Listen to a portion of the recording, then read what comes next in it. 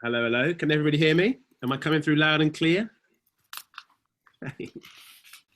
How are you all? Thank you for joining. Welcome to, I'm going to get the chat up. Welcome to Distance Resistance. This is the 8th of these that we've run. And I know that some of you have been to 8, which is pretty damn amazing. And I'm delighted to see you. So who have we got? I wonder who's there. I wonder. Is anybody coming from interesting countries around the world? I'm always amazed by the fact that people seem to come in from literally all over the planet. At least those who can bear to be up. I think if you're in Singapore, you're up pretty late right now. But I see my lovely friend Sebastian, my colleague from somewhere just outside New York, Canada, South Africa. I love Portugal. This isn't bad. It's amazing. I love this. I really enjoy having you guys all on here. So thank you for joining and coming along tonight. So we'll get on with it. I'll tell you a little bit about how it works. I hope you've got a refreshing drink of your choice. Tonight I will be on the alcohol-free lager because it's Wednesday, and if you're in New York, it's lunchtime, but that's for another time. I'm going to tell you a little bit about our event this evening and introduce you to our amazing speakers, and I'm super excited to share the story with you and take you through what we're going to do. So what the plan is this, basically. We're always apart at the moment, and we're staying apart because we're good citizens most of the time, but I think we felt we could still come together for some inspiration after work, frankly, and that's what this was about. And we did it for no other reason than we wanted to get people together and talk about interesting things after the first few weeks of lockdown. And then that was, eight of these ago. And now we're getting kind of hundreds of people turning up, and it's got a life of its own. So I love to welcome you. I love you to all feel that you can be part of the conversation. There'll be an opportunity for us to have an engagement with the speakers in a bit, but also for you guys to ask questions. So we'll make sure we leave time for that, and we'll finish by at least 7 o'clock. It always goes on a bit for those who really love it, but I'm welcoming anyone who'll come for any amount of time. Hope you got a drink. Here's the deal. I'll introduce the speakers. I'm going to speak to them, and then you guys can ask some questions as well. If you want to ask a question, you can pop it in the chat box, but it's much more fun and interactive if you say, I've got a question, and then we can get you up on screen to actually ask it. But we are recording the event, and there's an archive on YouTube. If you search Grey Consulting on YouTube, you can find them all. But we are recording the event, so if you don't want your face on camera, I guess, keep hidden in some way. I'm going to thank Nick from Hyper Island, who supports us each and every time that we do these and keeps the event smooth. What he can't do is prevent me from losing my screen and getting on the wrong one over here, this end. So all technical faults are mine, and all brilliance is Nick from Hyper Island. So the theme tonight is radical ideas that you need to hear now. And when we were coming up with this about 2 weeks ago, we were thinking, there's just so much of the same ideas being pumped around the whole time, and everyone's saying the same thing about the same themes, and things not really moving on enough. And so we felt, radical ideas are the things that help us imagine the world and life and society and companies, even not as they are now, but as they might be. Like, it's a powerful imagination, and I think that's what we want to tap into tonight. And right now, after the weeks that we've all been living through, both through lockdown and then what's been happening in the US and worldwide, I think, we feel the world demands more radical ideas, frankly. So we'd like to be part of that. At Grey Consulting, we know that radical ideas help to bust the hidden assumptions and the blind spots that limit our thinking. I think we can all be aware of how many of our assumptions have been overturned by the last few months and weeks. And, that's something which shouldn't just be driven by external events. We can tackle that ourselves. And the truth is, like I say, too many conversations go round and round following the same old paths. And at Consulting, we always build diverse teams of radical thinkers to enable breakout and to move the conversation on. And I will say that if you're interested in that particular theme, then do get in touch with us or with me, because we've got a really small availability in July. And I'd love to work with some of you guys on some other projects, because I'm enjoying your company, and I'd like to spend some more time with you. Right, enough wanging on by me. Tonight, I'm delighted to say we've got 3 really exceptional people who've agreed to come on and to talk about their ideas, some of which are really incredible ideas, and they don't just follow the crowd, and they don't succumb to conventional thinking. So I think you'll enjoy having them on. And as we talk to them, I'd like to ask you to try and stay open to the ideas that you're going to hear tonight. I mean, the point about radical ideas is they should stretch our conception of how the world works a little bit. So, entertain them seriously, and take away the judgment for a moment and allow yourself to have your mind bent at it, frankly, and go with it. And then I'll work really hard with our speakers to really dig into the idea and try and get a real grip on what it is, where it comes from, and what it implies. How does that sound? Does that sound good? So let me introduce our three speakers to you. Our first speaker is Adah Parris. Adah, are you there? Oh, hello. Ah, you are there. Wonderful. Now I'll do a mini intro to Adah, but it's quite difficult to do a brilliant and very simple intro into Adah, except as to say that futurist, keynote speaker, performance artist at the Tate, cultural strategist, immersive storyteller, coach, TED2019 Emerging Innovator, UK's top 100 Black and minority ethnic leaders in technology, creative problem solver, who is ready to subvert the status quo, which I love. And you'll see from talking to Adah this evening that she takes a very philosophical and anthropological approach to technology. And tonight, one of the things that Adah will talk to us about is cyborg shamanism and other isms and a lot more besides. So we'll be getting into that, if that's okay. Our second speaker is Faisel Rahman. Faisel, are you there? Hi there. Hello. So Faisel has worked in the field of financial exclusion for over 20 years, both in Bangladesh and in the UK. And he set up actually the UK's first micro credit program in London's East End and launched Fair Finance, which he runs now, and a social enterprise tackling financial exclusion in the UK. He is recognised as a young global leader by the World Economic Forum. He's met the Queen. He has an OBE in 2014 for services to community finance. And in 2015 was awarded an honorary doctorate by the University of East London. So incredibly decorated, and I'm delighted to have you here, Faisel. And I'm really looking forward, guys, to the story behind what Faisel's been doing. It will really, it's an astonishing story, and you'll really enjoy it. And finally, and by no means least, my friend and colleague, and someone we've spoken to maybe in the past at Grey Consulting, is Daniel Hume.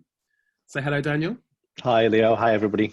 And Daniel, like many of us, has grown more of a beard since I last saw him, but that's the lockdown beard. But so Daniel has a doctorate and is a leading expert in artificial intelligence and emerging technologies, and is the CEO of a firm called Satalia, who work with big global organizations around the area of artificial intelligence and analytics.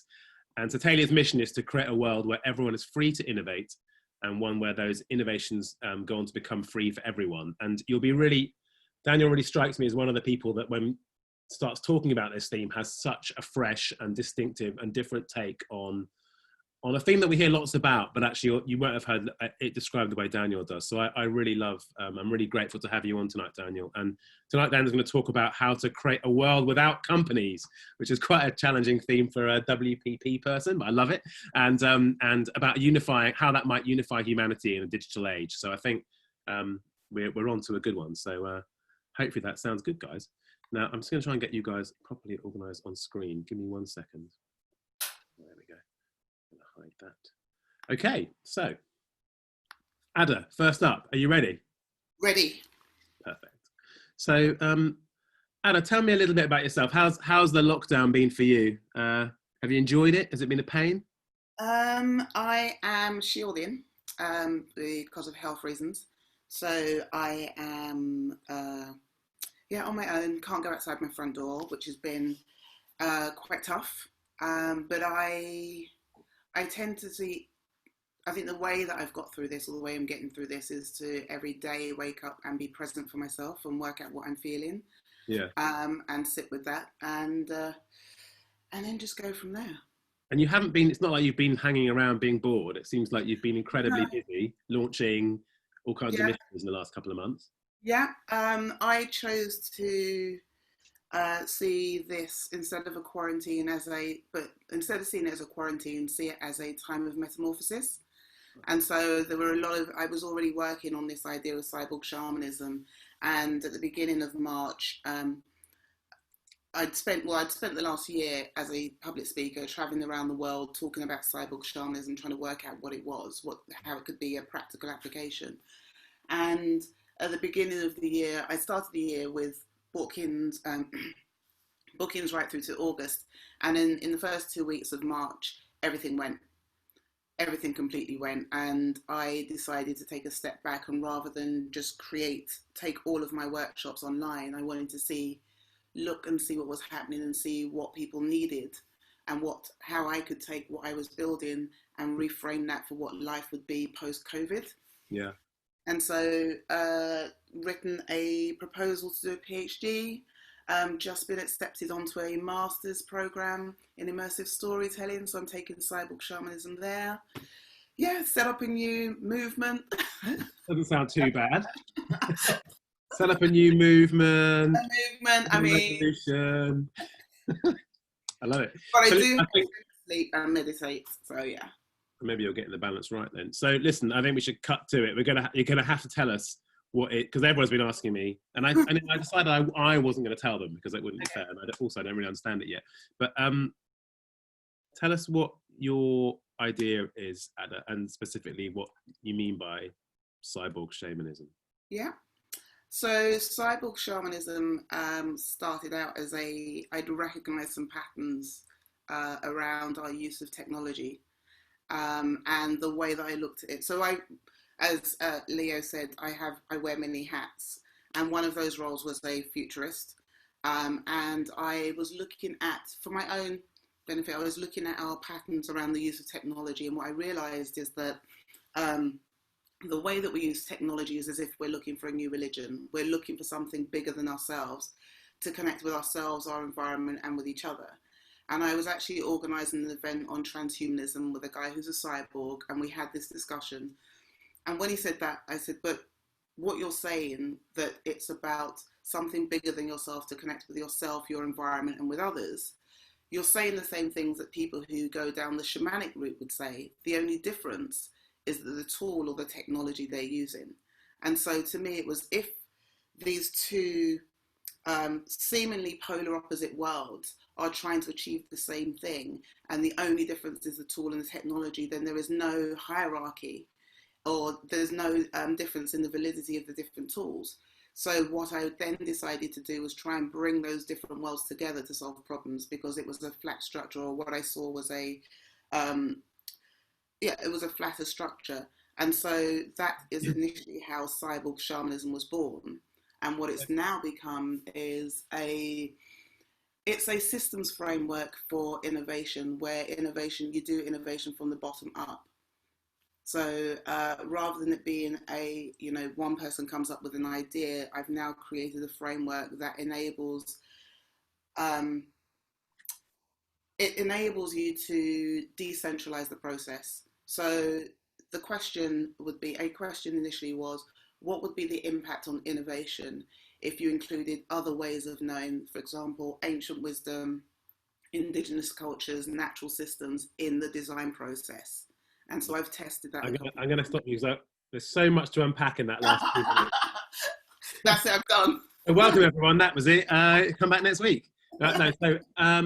Also, by the way, you just dropped in that you were either at a conference or on a panel or something with someone who was a cyborg, which I want to know about, because that's pretty weird and that's kind of radical. I guess some people say that because you wear glasses or whatever, that makes you... Yeah. I use the word cyborg to get us to think about what does it mean and could it mean to be human, because a cyborg is there are people who refer to themselves as cyborg anthropologists, and I've had conversations with them around the idea of what that means. It's not always what we see on TV, and I'm a big sci-fi fan. Yeah. It's not necessarily that the Borg, Star Trek. It's about the idea that we are using technology, and technology to me is a tool. We're using that to augment ourselves in some way, whether it's physically, whether it's in some senses, by the fact that I wear glasses to help me see, I could be by definition be a cyborg. Yeah. And shamanism is about actively going out and seeking other ways of knowing. And that could be through meditation, it could be through plant medicine, it could be various ways. But actually what I do is create spaces where I bring those seemingly polar opposite worlds together to try and solve problems. So maybe it's an obvious question to ask, and I shouldn't ask it, but I will anyway. Why have we turned away from what you call ancient wisdom, I suppose, but shamanism, or maybe I guess you could call it spiritualism or religion or whatever. Why have we turned away from that as a valid way of understanding? And maybe we haven't. But like, why is that? Why is that a radical thought, do you think? I think, well, I don't know if I'd call it a radical thought. I think that we got to a place where ego took over and we felt that we knew better or we had a particular way of doing things. I mean, I'm currently doing, so after this talk, I'm currently doing a 10-week evening program in decolonizing anthropology and looking at other knowledge. And there's been, especially in the West, we have created this hierarchy in terms of ranking knowledge and insights. And I think that that's where a lot of it has come from. And when I started, so it took 5 years of mind mapping everything that I saw. And I've got this crazy mind map that is just everything that I saw and all the patterns. But when I started to look at that, the other thing that I saw is that you could see that shamanism and these ideas of plant medicine coming back in. You saw Silicon Valley, and for what it, I mean, I won't get into their intentionality of why they're doing it, but the fact that people were starting to go and look at these things, I wanted to understand, what is it that's missing? Why is it that now we are starting to look at these other ways of knowing, all these other systems? And I think a lot of it is because the old, I say old, I was brought up Catholic. So the traditional religious spirituality systems as we had them weren't necessarily serving us and our desires in the way that they used to. And so we start to look for other things. We start to look for other ways to bridge those gaps. And that's why I started to see how these things come together. But if I understand, I'm trying to make sure I really understand it, because that'll help us make sure but that's sort of a very, I'm trying not to be too bait about this, but at a sort of basic level, in some sense, my endless desire to see how my likes are doing in Instagram is sort of a reflection of a deeper search for meaning within myself and society in general that's lost it. And it's sort of an attempt to connect into something, could be seen as an attempt to connect into something bigger and more meaningful, right? Yeah. So when I started to do the research, what I did is I spoke to people in other worlds. So the way that I described it is cyborg shamanism came from, if we look at algorithmic technology, quantum physics, I'll start with algorithmic technology. The way that we talk about artificial intelligence gaining consciousness, to me, it's like, if we as humans don't even understand what consciousness is, how can we assign that to a technology? So there became this gap. But then when I look at spirituality, you know, coming from my Catholic background, there is a deity that we believe in that, through the power of prayer, helps us to understand ourselves, connect with others, and connect with our environment. In shamanism and plant medicines and that kind of world, it's a very similar thing. It's also the same thing in quantum physics. There are things that you cannot see that we know that we can use, that help us understand our relationship with ourselves, with our environment, and with others. And so initially I thought it was at polar opposites, but actually they're all interconnected because the behavior is the same. So if I was to say, I've got so many follow-up questions. We're never going to get it done in time. I'm so sorry. We're never going to get it done in the time we want. But like, well, one of them is, well, what, if you had like to say the practical application of this kind of way of thinking about matching old and new and natural and maybe plant-based and with sort of science and more rational thought, like, what sort of practical applications do you foresee being like the place where it would make a big difference? So I can talk about the event I did at the Tate. Yeah. So I was commissioned as an artist at the Tate Modern as part of their Tate Lates in November to host a immersive roundtable discussion on the future design of tech and how do you keep technology human? How do you keep the human within that? And so I used the framework that I have created to host a roundtable discussion with anybody who could come in. So we had my 71-year-old mother, and we had a guy who had just been released from prison who wanted to see art that day. We had artists, we had all sorts of people come in. But the way that I created the framework and ran the session is that there was no hierarchy. It didn't matter if you understood how the tech works. It didn't matter if you understood how to code. What what was important was your own relationship with technology. And so created this space where they had a discussion. I facilitated a discussion, and it was a 4-hour discussion ongoing, so anybody could turn up.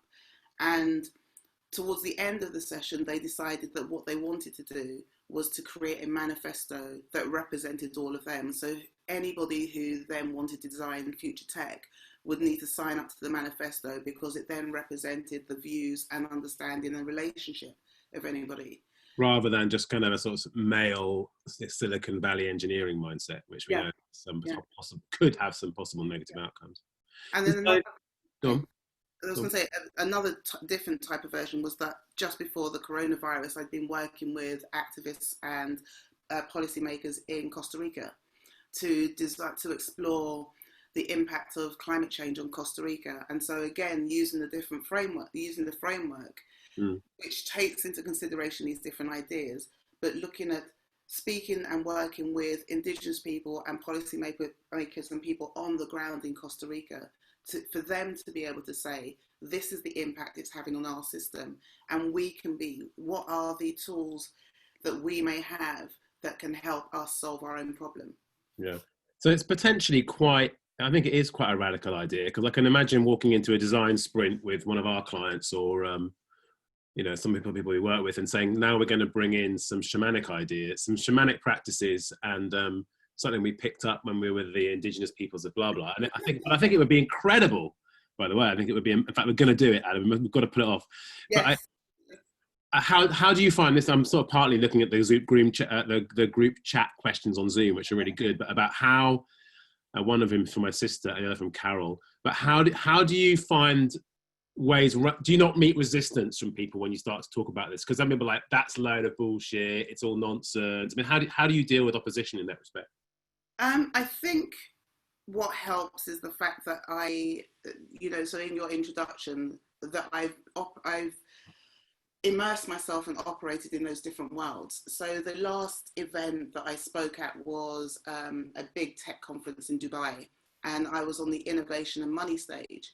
Now, to go to Dubai and speak about shamanism, I didn't use the language shamanism, I didn't use that word, but I talked about ancient wisdom, other systems, other ways of knowing, and it's just about, for now, it's about meeting people where they're at. So going in and start away and saying, right, I'm going to bring some plant medicine in, and we're going to do this, is probably not going to go down well. However, in Dubai, what I did is I said that you have a complex and long and deep history where there is knowledge of old systems that actually could be used to help you solve problems. So an example is the idea of blockchain. Blockchain and decentralization is nothing new. We can trace back to ancient Mexican civilization, Tenochtitlan, that had the floating gardens. The way that they irrigated their land was a decentralized system. And that is a decentralization. You look at starfish, there's decentralized there. You look at the way that children have been named in Africa, there is a decentralized network of the way that you trace that. So the idea of decentralization is not anything new. And all I'm doing is going back to see where that came from, and are there any other patterns that we can use to help us. That's good. So because I was about to get into tell us of some specific examples, I think makes it much clearer. You're right. But was there any sort of, either in that example you've described around identifying old versions of decentralized systems, or any other, is there any kind of example of how that led to a breakthrough point of view, or how it was applied in a modern world situation? Was there a version in the Dubai thing where there was that's interesting because we could use that insight in this way? I suppose the one that's I'm toying with at the moment is because of the I'm still in the process of going backwards and looking backwards. So because I've just been accepted onto the Masters Immersive Storytelling, it's about 360 cameras, VR, all of that. And what I'm doing is I'm looking at the intentionality of the technology. So what is the intention of 360 cameras? What is it there to do? And looking into other systems to see where that came from, where that comes from, and what was there. So for example, cave paintings. cave paintings have been strategically placed in different caves because of the acoustics. And so when you look at particular painting, it's also based on some of the acoustics of the cave. And so it creates this whole multi-sensory experience. And so if that is the intentionality of 360 cameras, and we can trace it back to, cave paintings, my question then is, if we take that same intentionality, how do we then leap forward? So what can come next? I like that. So yeah, what's the implication that comes off it, and the deeper learning about how we work? I'm going to ask you one final question, then we'll come back to the floor, because I think people will have a lot of different questions for you at the end. But what would you like others to do with your idea now?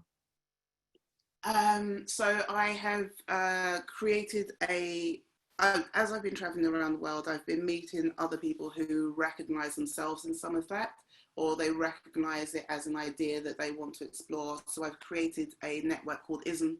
Website is ism.earth. The reason ISM is because 5 frameworks, but it gets us to, the starting point is to question the isms that we already have, and how do they match our values? And so there's a framework there. So I would say, go to ism.earth, have a look. I've written the framework up there, so it's open for everybody. Have a look. If you think that it connects with you, then drop us an email, join us, and I'm going to start creating some events around looking at the different isms. So I'm using the framework to run 2 events on racism, to have 2 discussions around, how do we deconstruct racism with our values now? That sounds incredible. God, I think I've only just scratched the surface, Adah, with this chat. But thank you, and we'll come back to you in a moment. So inspiring and fascinating and slightly uncomfortable for me, and I think that's really good. And I hope other people find the same thing. Faisel, you're up. Where are you? Are you there? You should be able to unmute yourself and get yourself. I'm here. Can you hear me? Yeah, here I am. That's good. How are you doing? I'm all right, actually. I'm all right. How are you feeling about using Cyborg Shamanism in some of the work that you're doing then? Yeah, you know what, Adah, I'm gonna get in touch with you after this. Definitely to hear more. I think I could probably spend another couple of hours on that discussion. Yeah. We have to get onto the ISM website, ism.earth, and have a proper look at it, actually. And there's a lot. Adah's written very extensively about some of this stuff, so there's much more to sort of dig into, everyone. Now, so, Faisel, why don't you tell everyone what you and I talked about earlier this week when we were talking about this event. Like, what is the it feels so unfair to ask this question so simply, but what is your idea, Faisel? I hesitate to suggest it's an idea, but I think it's a vision to want to create a more fair and just and equitable financial system. And if the radical idea to make that work is that you have to talk to people and listen to them, then that's probably the radicalness of the crazy world that we live in at the moment, where so much is driven by what something says about you as opposed to what you say about yourself. A lot of the work that I've been involved in has been to try and unpick really what your intentions are in relation to making financial decisions, and using that to really unearth and upturn how we consider what makes risky behavior and what makes safe lending work. So I think it might be worth explaining a little bit more about what you've been doing in East London and elsewhere, and the kind of, I guess, the mission that you're on, so people can understand sort of specifically how you're helping people.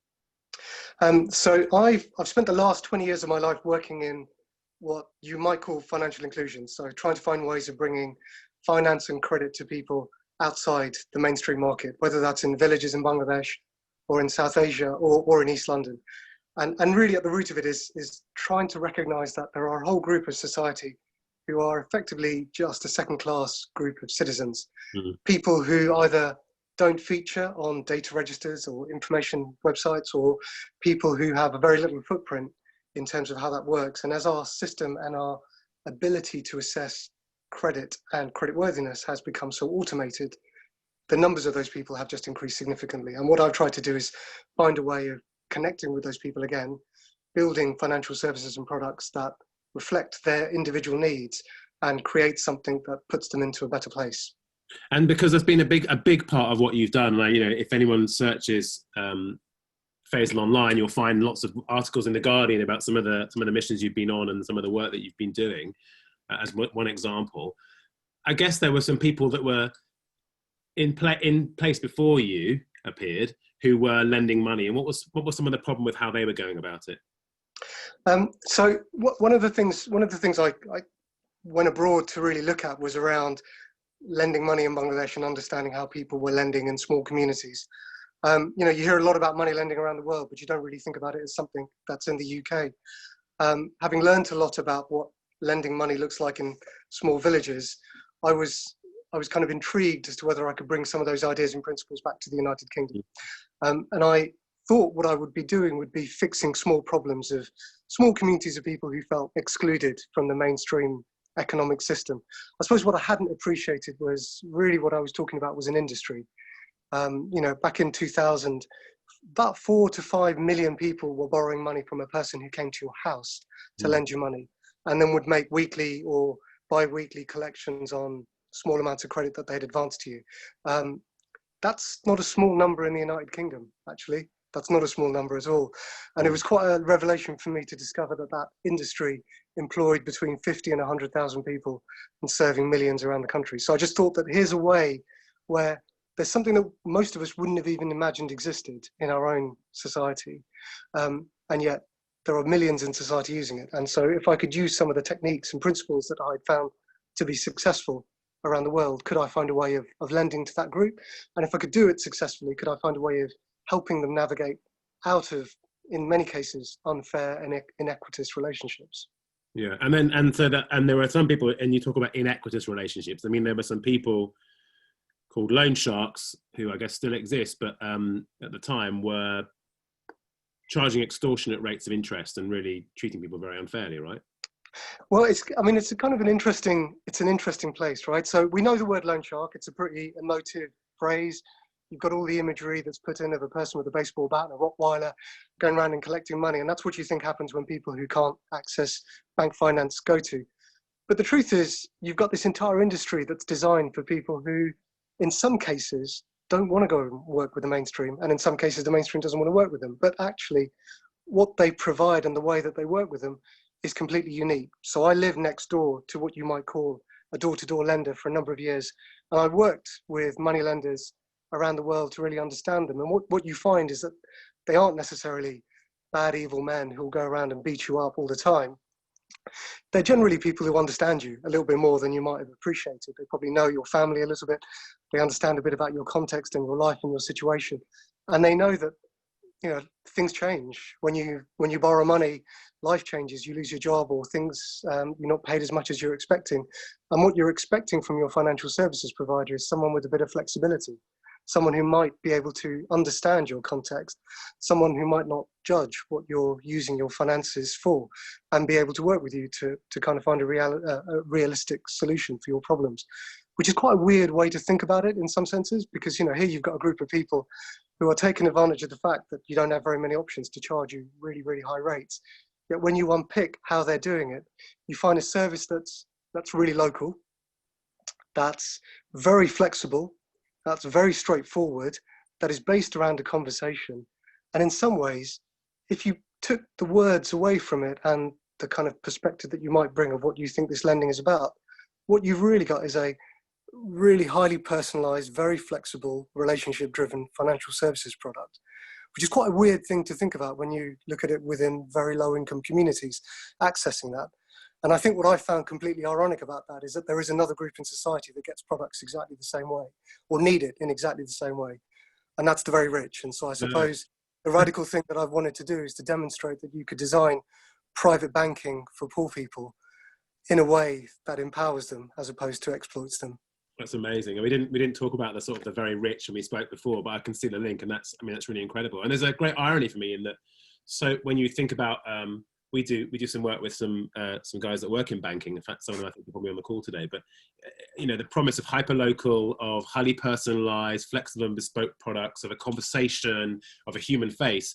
That's what these large organisations are really, really desperately trying to do. And somehow maybe the art or the humanity in the approach that you've seen and taken and adapted and evolved over here is kind of the sort of thing they're looking for. I think that's absolutely fascinating. And does the system resist you in what you're doing? Because I guess traditional big lenders would be desperately trying to scrape all the data they can about their customers in order to sell them the right product. So how do they feel about what you're introducing into the world?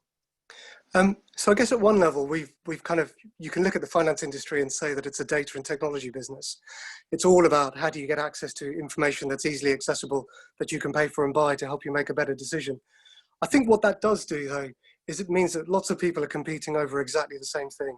And as they are, you create these boxes around society and communities. People who conform or people who share their information are much more easily, you're able to analyze them. And where you get that, the information and data allows you to do that lending cheaply and efficiently and effectively.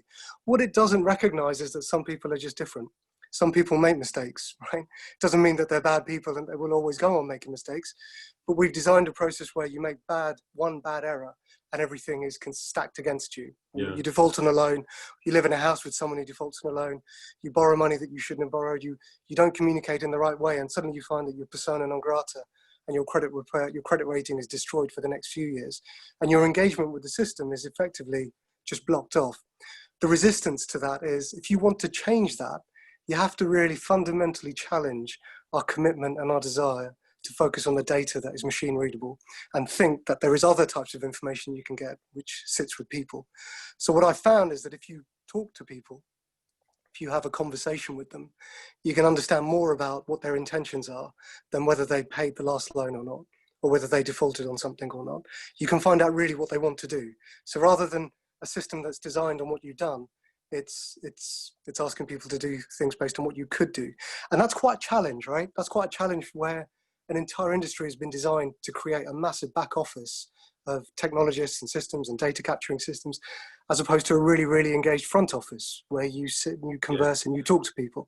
It's, my dad still talks about how his first piece of financial education came from a bank branch manager. But you know what? That was like 40 years ago. We've so lost that level of engagement and communication that we don't really know how to have that again. And so the resistance is, how on earth can something like this work?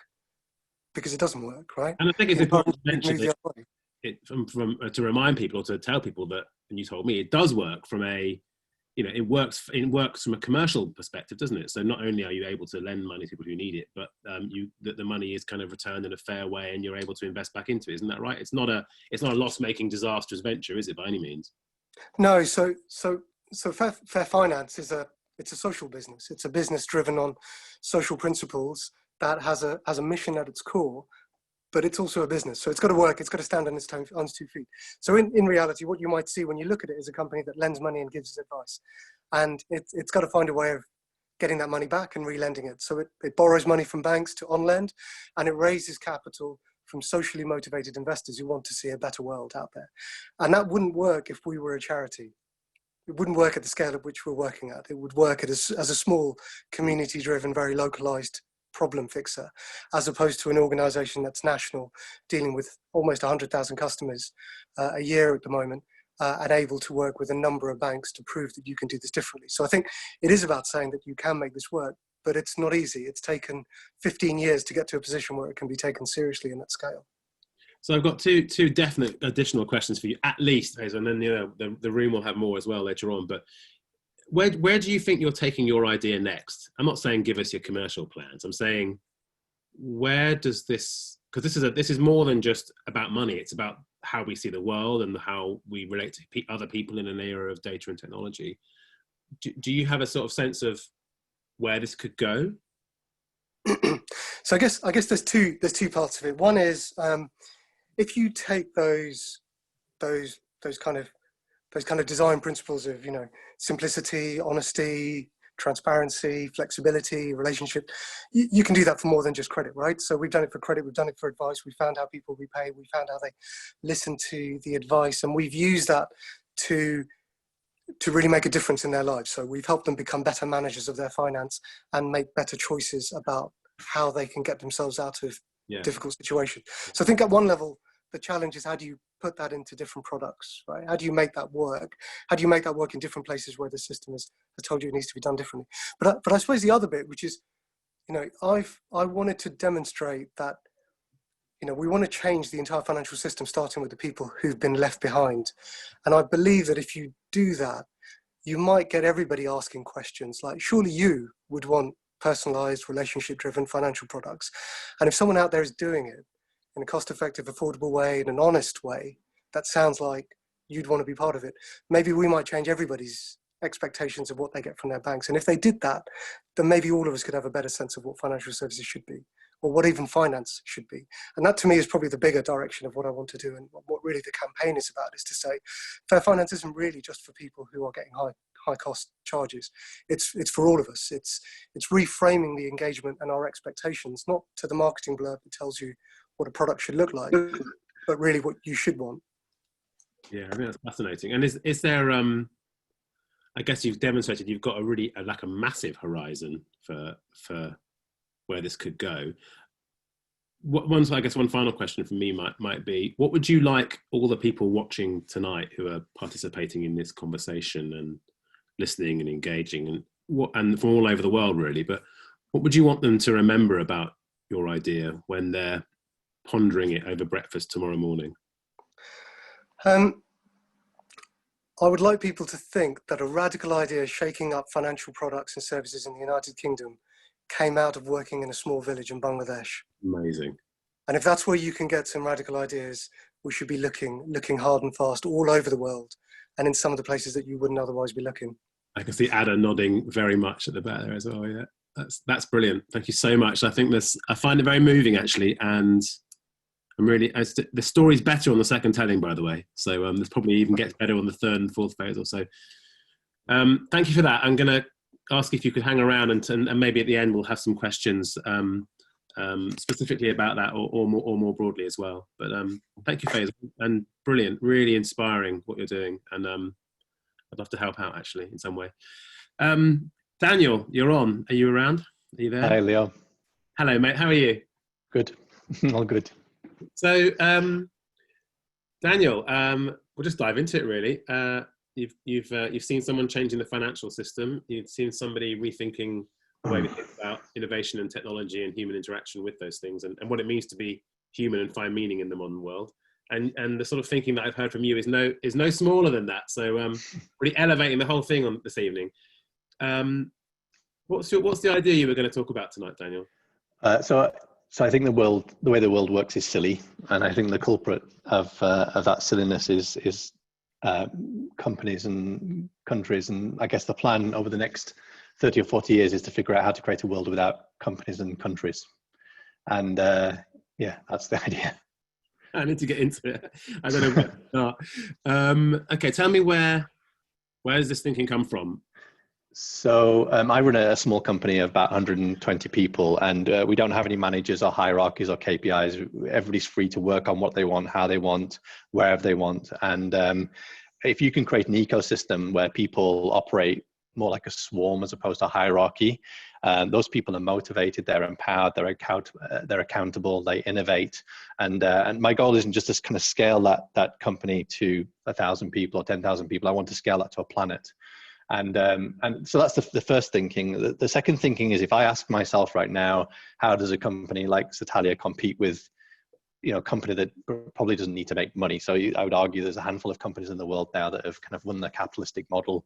They don't need to make money. They can access very, very cheap capital from the markets, and it's very difficult then to compete with them. Yeah. So and so I realized the way to compete with them is to change the rules of the game and to remove the concept of a company. So if we can build a platform that allows people to boot up ideas from anywhere in the world and allows people to swarm around those ideas, whether you're a software developer or a designer or an accountant or whatever, to be able to contribute to those ideas in a frictionless way, to be remunerated fairly for that contribution, then we don't have to have centralized companies anymore. So I'm a big fan of decentralization. But I think that many of those innovations that people are creating will commoditize very quickly. So they'll become almost free. And I think there's a future world where we can combine artificial intelligence, blockchain, human creativity to actually make sure that all of our needs are met. They're all essentially free, which then perpetuates this idea of people being able to have their needs met so that they can contribute positively to humanity.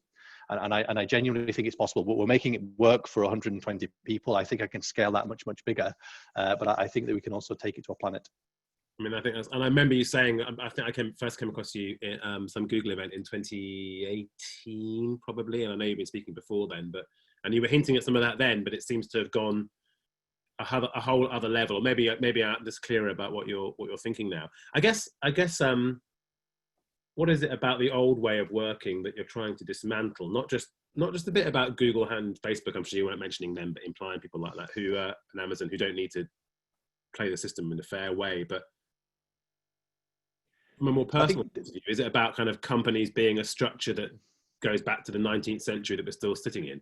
Yeah, I think if you read anything about psychology and things like that, one of the things that you might come across is a concept called attachment theory, about how your relationship style as an adult is determined by how you're brought up as an infant, and apparently 60% of the population are dysfunctional when it comes to forming and maintaining relationships. And if you look at our hierarchical structures, they're just breeding grounds for psychological unsafety, for unhappiness, and I think we need to change that. That's the kind of short-term plan, is to kind of change the way that organizations operate. But I think we've got a much bigger problem, which is I think in the next 15 years, we're going to see technologies like AI freeing more people up from their tasks, freeing people up from jobs. And I don't think that our economies are ready for technological unemployment. And so if we can create decentralized platforms, if we can give people the freedom to contribute to the things that they want to be rewarded for that contribution, then I think it might take the edge off technological employment. The third thing I think I'm really concerned about is this concept called the technological singularity, which is where we build a brain smarter than us in every single possible way. It's predicted to happen within our lifetime. And I think that if we are still fighting each other over GDP, if we're still fighting each other over resources, by the time this thing comes, it's probably going to see us as a threat and remove us from the equation. And that would be a shame. So the question is, how do we get humanity cooperating towards a common goal, tapping into the creative intelligence of everybody on the globe to make our lives better and happier? It's a very laudable goal. If I feel inspired and freed by it at the same time, and also slightly terrified, which I quite like. Really, I think that's a sort of point of a radical idea. So I guess it might help for people to see, and I know you've talked about this before, actually, in other occasions, but for us to really understand how you scale from something which you've been doing with 120 to the planet. Are there a couple of kind of examples of how you think this is working in principle in the smaller group that you would say, look at this, they're brilliant examples of how we could all work? And I think that'd be really interesting for people to hear. Yeah, you don't need many people to do amazing things. It's how Satalia operates is we essentially create ventures. So every time there's a new opportunity, we create like a mini company around that. And with 50 people, 100 people, 150 people, you can do incredible things. I guess what happens, the traditional mechanism is that you have a company, you have an idea as an entrepreneur, you get investment into the idea. That idea doesn't work, you pivot, and essentially the VC or the investor owns all of the things that entrepreneur creates, and you've got this impulse to continuously increase your value by 5% every year. So you have to come up with new ideas, and you end up having all of these ideas in one organization when actually they could be split out into smaller organizations that are operating much more effectively, that are driven to make the best product possible, as opposed to making 5% returns to their shareholders. You can do a lot with a small group of people. So lots of small companies or lots of small ventures around individual organizations. So already you're sort of showing like a decentralization and not having to have it all held in one place. Absolutely. But is there anything else in terms of the way isn't there something in the way that you value the contribution that people are making that's kind of an important aspect to how this might work? Yeah, this is really, really interesting, because the concern that I have is that these technologies are able to now profile us. They're able to profile customers so we can sell them more stuff. And they're profiling people in China to understand their contribution, that you've got the social citizen score. COVID will actually accelerate that here in the West. As people are working more from home, companies will be using our digital footprint to understand our relationships, understand our contribution. And the concern is that you end up reducing people to a number. And if your objective function is to maximize profit, if your objective function is to maximize GDP, then ultimately you're going to be just squeezing more and more out of your customers, out of your employees. And you being referred to as a number is also anxiety causing and all that kind of stuff. I think that's a dystopian future. And I think, unfortunately, that's a very possible future that we're moving into. The more utopian future is where you're not just one number, you are a whole plethora of ways that you can add value. So many different ways that it would be impossible for one human being to compare you against another. So I envisage a world where I'm able to go and contribute to a project over here, maybe doing software development. I'm able to go and contribute to a project over here doing design. And as my contributions are being accepted by the community, it builds up my reputation. It builds up my profile of all of these different skills and contributions that I can make. And there is a mechanism to suggest what projects I might work on, to be able to remunerate me fairly. So I think there's a utopia, or a more utopian future, where we're not just one number, we're a plethora of things, and we have many ways that we can add value to many different projects. What I like about your approach, Daniel, is there is a utopianness about the picture you're painting. There's like a vision for a better world and a better future for everybody, but you're also not completely, by any means, you're quite, how would I put it? We're very realistic and pragmatic about the real challenges and the dystopianness of the technology environment that we live in now, as opposed to move fast and break things, that book that I think we all read a few years ago that was kind of all, well, it kind of painted the picture in a different way, but there's an awful lot of utopianism, but I think you've got a really interesting balance of the two there.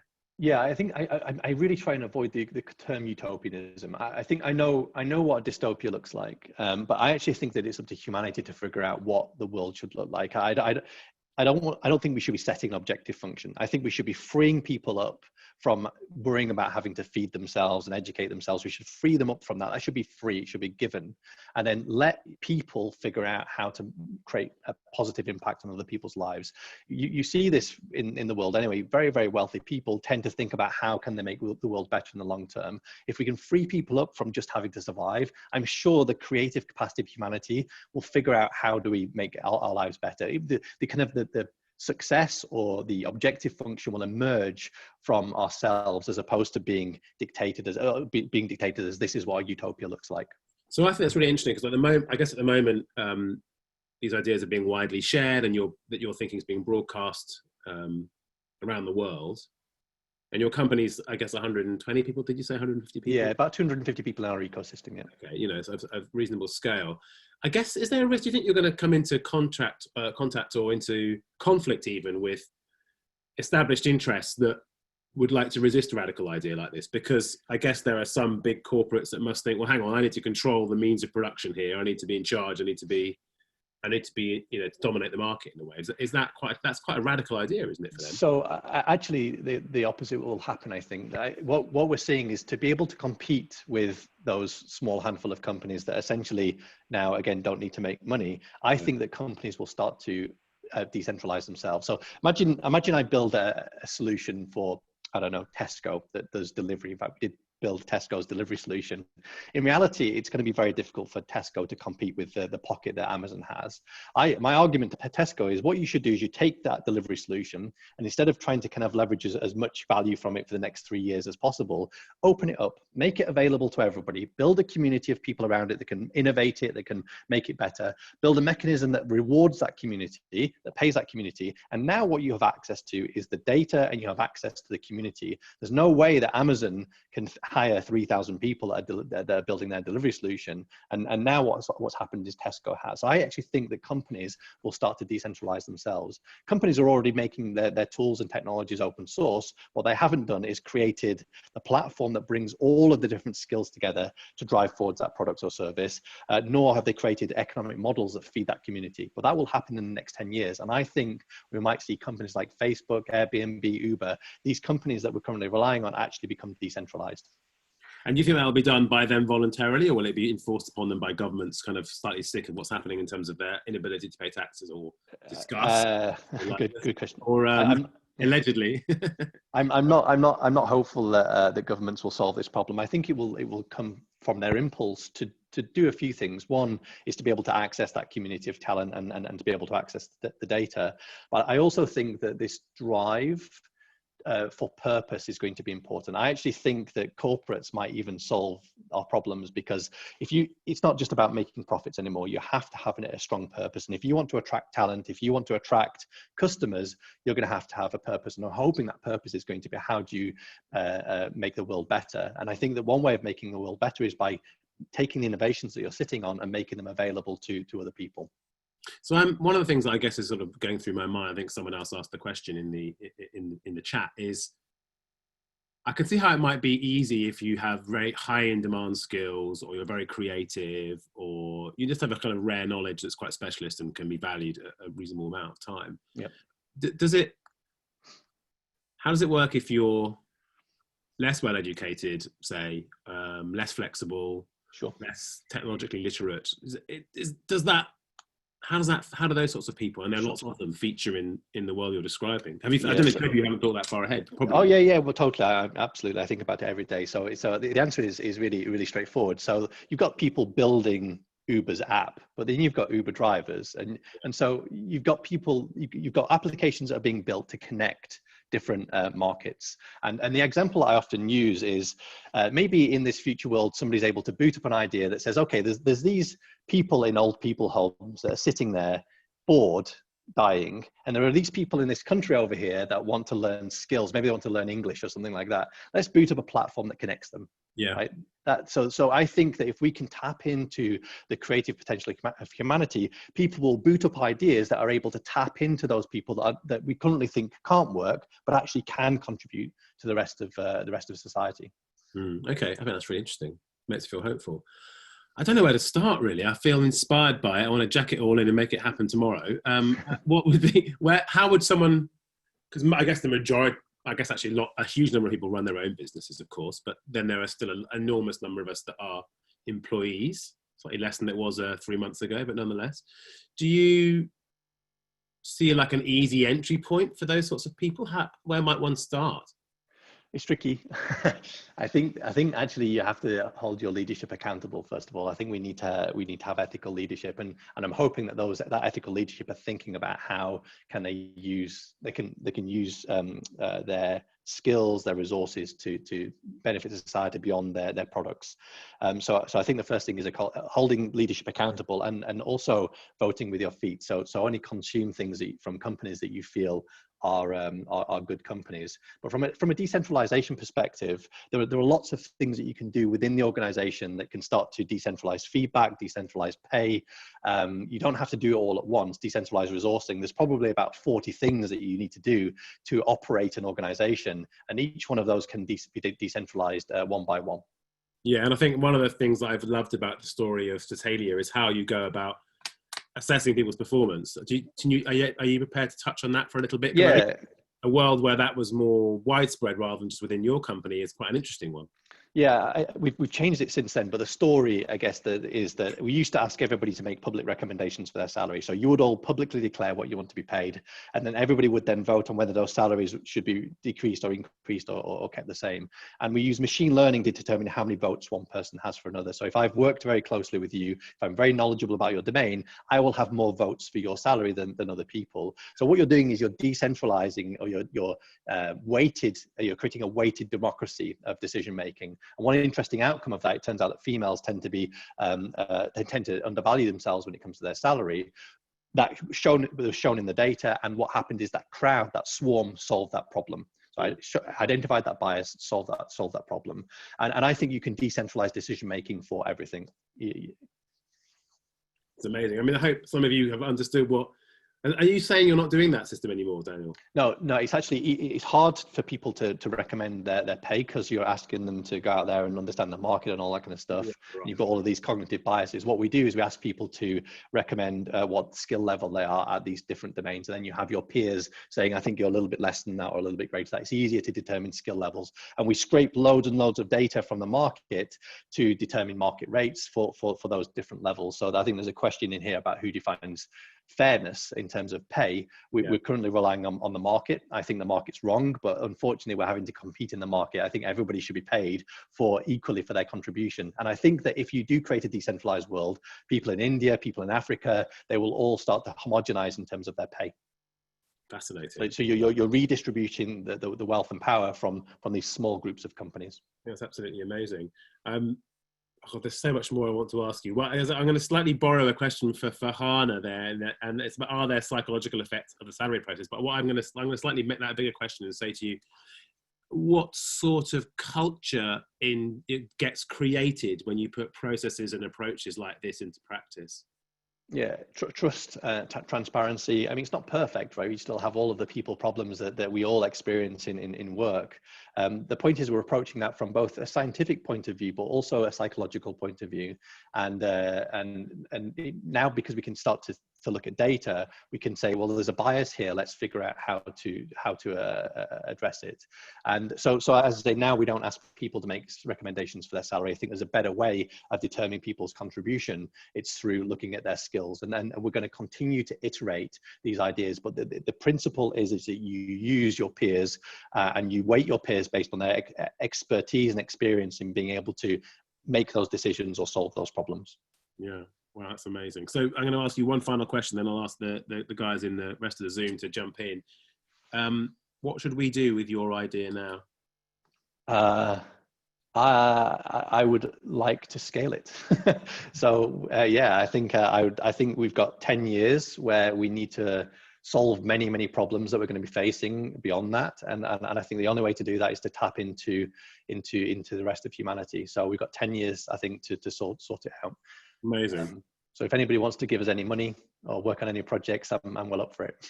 Amazing. Have you written this down anywhere else other than the podcast and the videos and stuff that you've been doing?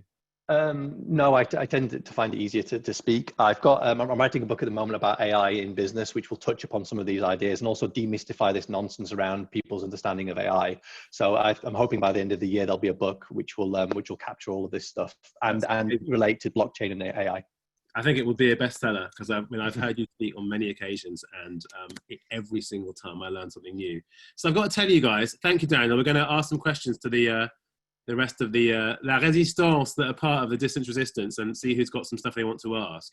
But one thing I just want to say, like, I don't know about the rest of you, but I can feel my chest lifting, and I think that's the feeling of being inspired. And it doesn't happen every day when you're locked in your small attic office / bedroom in where I am in London. But I hope that you also had that feeling, guys, that the ideas we presented tonight are really bold and brave and interesting and commonsensical in so many ways, even if we don't live in a world that necessarily embraces them yet. So I feel inspired, and I hope you do, to do more with it. I hope you felt it was radical. If it wasn't, you must be either way out there or you weren't listening. But so what I want to know is who's got some killer questions that they'd like to ask.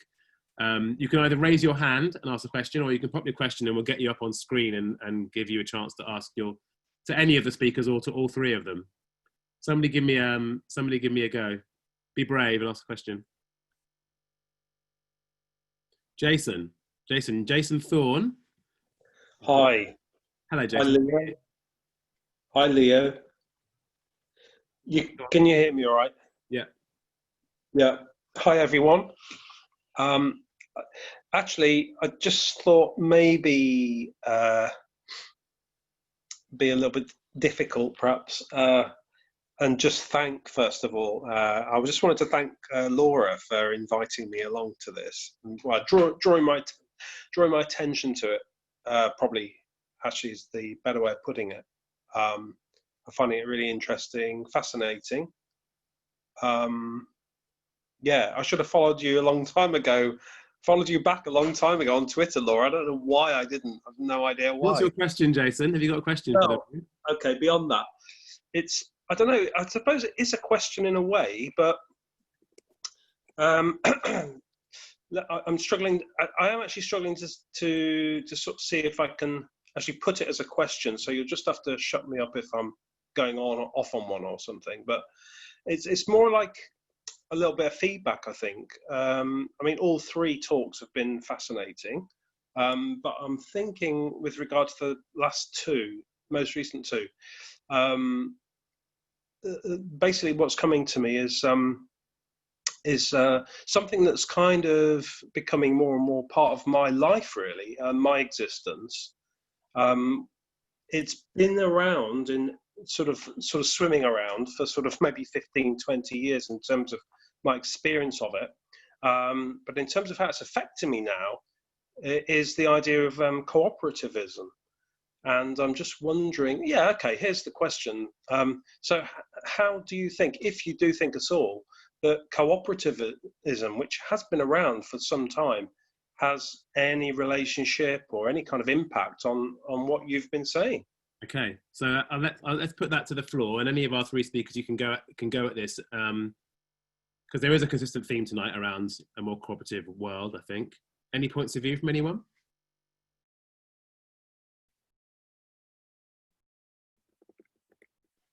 I can put something out there. I think that when we're designing these swarm-like systems, there are always tensions there, and I think that you need to figure out how can you create a system that emerges cooperation and a healthy competition. I think it's crucial that there is healthy competition, and the problem that I see in most traditional organizations is that the competition is unhealthy because of the nature of how those organizations operate in career ladders and all that kind of stuff. So I think that the challenge is how do you design a system where you have the perfect emergence of cooperation and competition. Interesting. Any other views from any of our other speakers? Maybe I'd just add a slightly different perspective. And I think to me, one of the biggest areas of cooperation that we don't really talk about is the cooperation between the companies that are providing services to you and you, right? So much of what we get is what we're given. So much of what we're told is what is said to us. And I think there's something here that I've really seen, especially in financial services, where people are just treated badly all the time, that you just have to take what you're given. And I think all of us, especially if we're building things, need to be really open to understanding how can we be cooperative with the people that we want to work with, or the people that we want to serve. How do they get involved, and how are they responding to what happens? Because I think if you can do that well, then you can really be market breaking. Like, people will really stick to what you're up to and change the way that they engage in their practices. Yeah, that's really interesting. I think some of, so I sent a note earlier because I can see a connection between Daniel, Faisel's and my work. Yeah. I can see that there is this idea that on the most simplistic level, Faisel's is about helping people who don't, the othered voices, those people who aren't included in the conversations. Daniel has a platform and I have a framework, a different type of framework. And I can see that what connects all of them for me is this idea of bringing other voices and decentralizing. So to Daniel's point, decentralizing the whole idea of how you solve problems. And I think that is a way forward. Of course it would be you, Adah, who was able to harmonise those into one thing. And thank you, because that's made it a lot easier to do the write-up tomorrow for this. So no, I'm conscious of time. I always probably speak too much to you guys, but John Curran, you had a question that you were going to ask, I think. Can I get you on? Yeah. Hi, Leo. Can you hear me? Yep, you're on. Oh, okay. Thank you so much. Been really fascinating. It's more of a kind of direct kind of question to Faisel, and I found what you were saying was really interesting. It resonated actually with my PhD I did many years ago in anthropology. But actually it was in an organizational culture of a psychiatric hospital in London, but there was a loan system being paid out amongst nurses, which was quite similar. But when I work with large banks, they, as you said, grapple with this problem around personalization, communication, and also trust. And I'm just wondering, are we seeing a shift maybe in this kind of culture of finance with more kind of fintech services starting up like Monzo? I'm not saying that they have the answer, but a lot of research I've done with people in lower wages seem to use these types of services as a means of being in control. They talk about a personalized relationship, although it's through an app. And I'm just wondering where you see that kind of sitting at the moment. Are they disrupting? I think just on that, I think probably two sets of questions. One, I think our language has changed massively, and the issue has changed, and people are so much more aware of the issue. I really like lots of the new banks because of what they say, because I think they tell us the right language, and often they've given us a way of taking control of things that we didn't think that we could take control of. And I quite like that. The clarity of information, the way that you can compartmentalize and deconstruct your individual financial products. Where I think they haven't really done very much in terms of taking that personalization is not necessarily the decision-making that you could take, but really the decision-making that they take. I still feel that many of these organizations still rely on historical information to determine how they're going to work with you. They're very happy for you to think about how you want to work with them and pick and choose the pieces that you think will fit your life more appropriately. But they still fall into the same paradigm that many of the other institutions have, which is, let's take the cheapest, largest amount of data we can get and use that to make decisions on whether we lend to you or whether we open a product on you or not. You know, and some of them are using better information and better data, so that's great. But where they're not being radical enough is really opening their doors and saying, how do we understand more about you to figure out how do we get you into a better place? And so I think that's the bit that's still missing. So we've had a revolution in how we think about it. I think we talk the language, and there is some great stuff happening in technology that needs to work on this, but it isn't the lead. The lead needs to be the person in the center of all of this, and I don't think that's happening yet. Excellent, thank you. I'm gonna, I think it's 7 o'clock, and I'd happily go until 10 o'clock, but I'm sure people have dinner to do in the UK or lunch to have in New York or wherever you are. But I'm going to ask you one final question, guys, and I'd like all three of you to have a go at it if you don't mind. I think it would help everyone, and then maybe we can follow up. I wish we could follow up these questions into conversations online afterwards, and maybe we'll think about how we do that, because I'd love to hear more from everyone, really. But one of them is, you know, I think Sebastian had it there. Any advice from our speakers on how to cultivate more radical thinking or radical ideas in our lives? What do we do? How do we all get better at this stuff? How do we break away from the mundane? I mind map. So I will have an idea that pops up and I'm not quite sure why, but I just stick it on a mind map. Break out of my echo chambers. So because what I've done is crash together some ideas that don't necessarily fit together when you first look at them, or they're not it's not from an area that I know. So mind map things, and sometimes wait until you start to see the connections, but they may be in different worlds, and just look for the overlaps.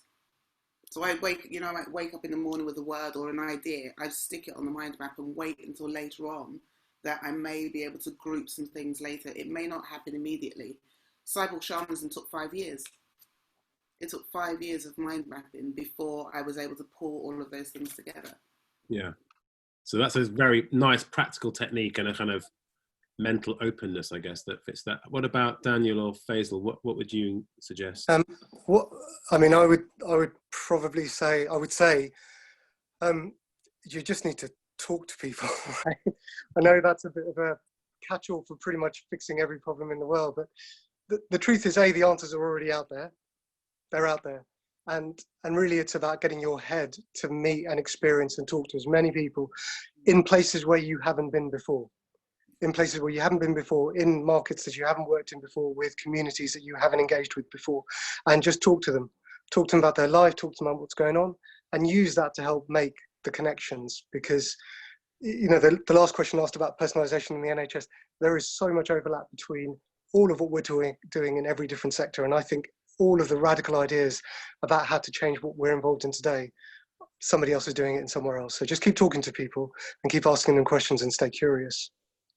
I love it. Thank you. Daniel? Yeah, I'd agree with both of those things. I think networking is the lubrication for innovation. I think my brain is a bit weird. From what I understand, most people have an inner monologue. They have a voice or multiple voices in their heads that are constantly churning around. My head is empty. I only found that in my later 30s that I realized that most people's heads aren't empty. And that means that I don't have any voice in my head holding myself back. I don't have any self-doubts. I also don't give a shit about what people think about me. So I suspect that all of you have radical ideas, but you're held back by potentially this voice in your head saying that's stupid. What will people think of me? Yeah. So not having the self-doubt that constrains it. Indeed. Yeah, I would definitely agree with that, Daniel, because I think when I was writing down my idea, when you asked the question about radical ideas, my first response was, well, it's not radical. I don't see it as radical. It just is. I was just not being able to see the idea, spot it, and just go, I'm just going to follow this. I don't know where it's going. I don't know what it's going to look like at the end, and not hold on to that idea that I already know what it is. Just follow the path.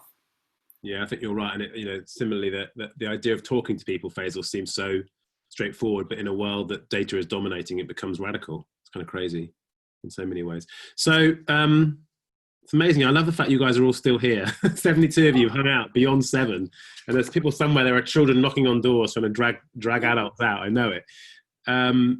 So you're welcome to depart, or indeed tackle Anna's final question if anyone would like to do that. I think it's really interesting. Anna, you're talking about change in the US specifically, and how alliances are required to make change happen. You can't just do it one community on its own, I guess. So your question is, what allies do you need to make the radical change happen? I'm cheating now. I'm going way over time, but does anyone want to take that on?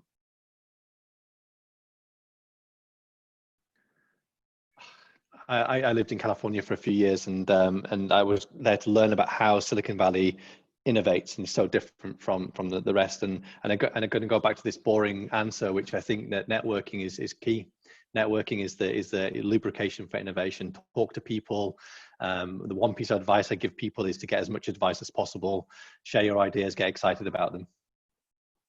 It's fair. Yeah, I think with me, I've been really fortunate. In the last year, I've traveled around the world speaking about this, and it's because everybody that I've spoken to or has introduced me to somebody else. And I think part of it's been because whatever I'm saying, they recognize a piece of themselves in there. Either they're there, or that's where they want to go, or they can see something, and they then offer. So the networking or connecting with people, they then offer to introduce me to somebody else. But when they do that, I always say, how can I help you? What can I do to help you? And that is what has built the relationships I have now. Even if I can't help them right in that moment, I will say it's an open-ended offer. Please let me know how I can help you. I love it. Thank you so much, Adah.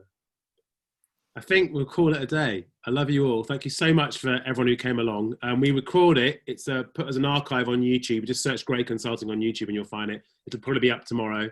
And we'll do a follow-up email. But stay in touch with me. Please drop us a note. Tell us what you want to hear about. It's just an idea.